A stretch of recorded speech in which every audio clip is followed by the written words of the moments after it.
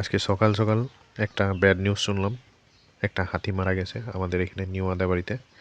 তো আমরা বাপ বেটা চলে গেলাম হাতিটা দেখতে।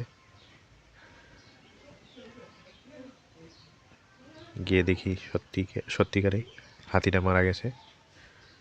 এই যে দেখতে পাচ্ছেন,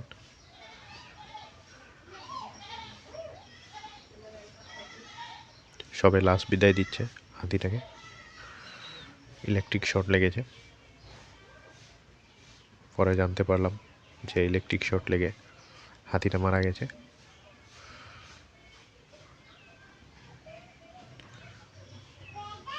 এই তারটাতেই শর্ট লেগেছে। উপরে দেখছেন তারটা, দেখতে পাচ্ছেন, এখান থেকে শর্ট লেগেছে। খুব খারাপ লাগলো। এত পুরোনো হাতি।